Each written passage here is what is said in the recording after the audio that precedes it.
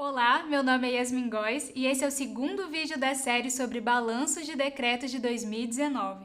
E para este vídeo eu separei 3 eixos temáticos sobre os decretos. O primeiro referente à governança e maior eficiência, o segundo sobre humanizar a acessibilidade e o terceiro sobre maior segurança jurídica.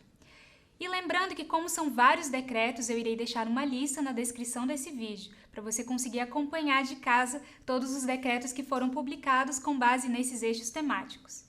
E começando então, temos o decreto número 10.193, que estabeleceu limites e instâncias de governança para a contratação de bens e serviços e também para a realização de gastos com diárias e passagens no âmbito do Poder Executivo Federal.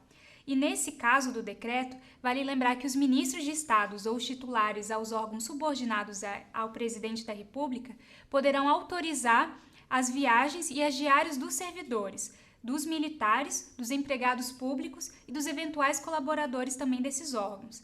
E vale lembrar também que a delegação da autorização de viagem, nesse caso, foi permitida pelo decreto.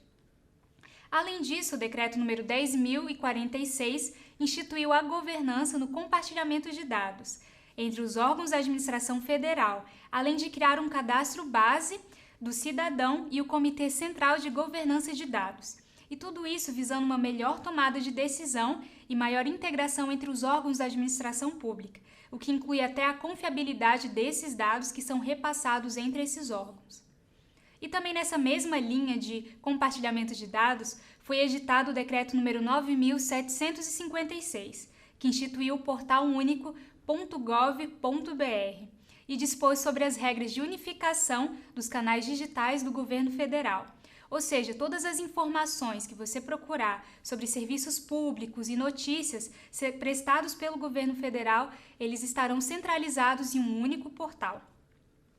E um outro decreto também que foi muito interessante foi o decreto número 9.723, em que dispôs que o CPF poderá substituir a apresentação de vários outros documentos no exercício das suas obrigações e dos seus direitos. Essa norma, então, facilita para você, cidadão, que não precisa ficar levando vários documentos na busca dos seus direitos e também das obrigações que você deve fazer.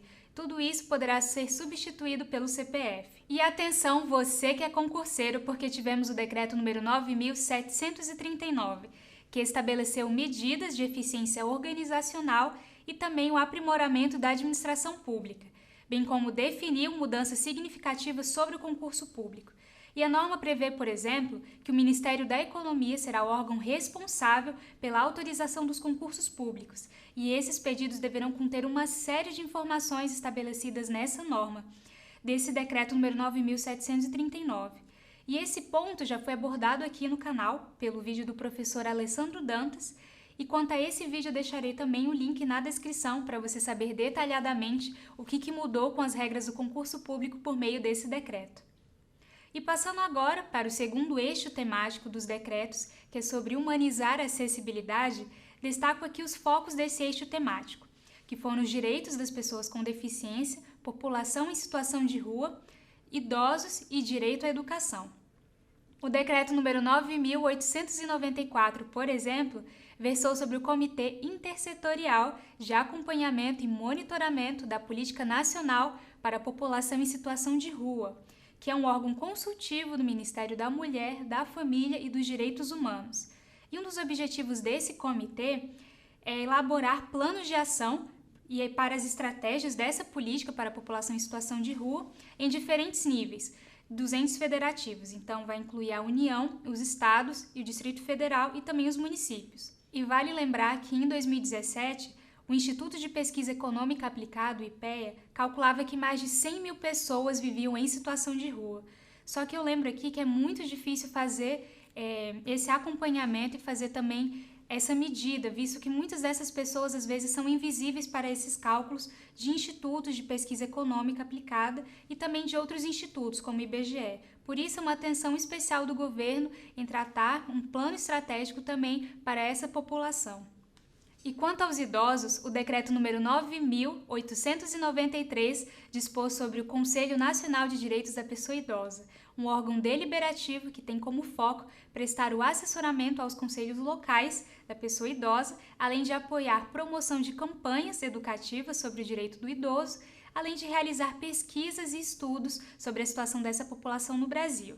E nesse sentido, é interessante que o governo venha se preocupando, visto que a população idosa vem aumentando ao longo desses anos. Então, com base em uma pirâmide etária, hoje em dia temos uma população idosa que vem crescendo muito mais do que uma população jovem. Então, esse sim é um foco que o governo deve ter na proteção e na promoção dos direitos dessas pessoas.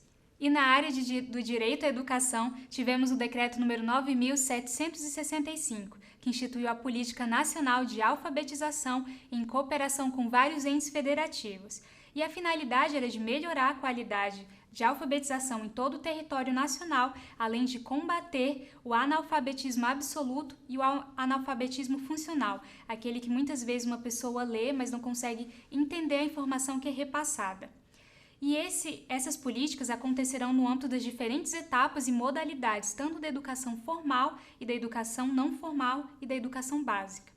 E essa política tem como público-alvo crianças, jovens, adultos sem matrícula no ensino formal e como escolas também e alunos de modalidades especializadas de educação, como escolas cívico-militares.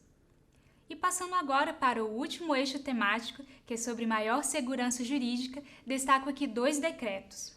O primeiro é o decreto número 10.024, que regulamentou a licitação na modalidade de pregão na forma eletrônica para aquisição de bens e contratação de serviços comuns, incluídos nesse caso serviços e obras de engenharia.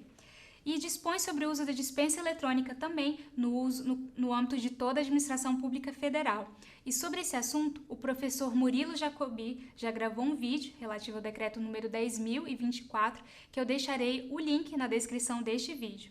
Mas vale um alerta, que apesar do decreto ser federal, também impacta licitações estaduais e municipais. E o segundo decreto que eu destaco aqui é o decreto número 9.861, que dispôs sobre a Comissão Nacional e Comissões Estaduais de Segurança Pública nos portos, terminais e vias navegáveis. E a Comissão Nacional ela também é chamada de Comportos e é vinculada ao Ministro de Estado da Justiça e Segurança Pública e tem por finalidade manter a segurança e também prevenir e reprimir atos ilícitos nos portos, terminais e nas vias navegáveis. E eu lembro para você que nós temos o resumo do Diário Oficial da União, onde eu te deixo antenado dos principais assuntos, das principais mudanças, decretos e leis que são publicados diariamente no Diário Oficial da União. Se você quiser acompanhar mais, deixarei também na descrição deste vídeo o link para a plataforma Spotify. E muito obrigado por assistir a esse vídeo, referente ao segundo vídeo do balanço sobre os decretos que foram publicados em 2019. Continue acompanhando o nosso canal e muito obrigada!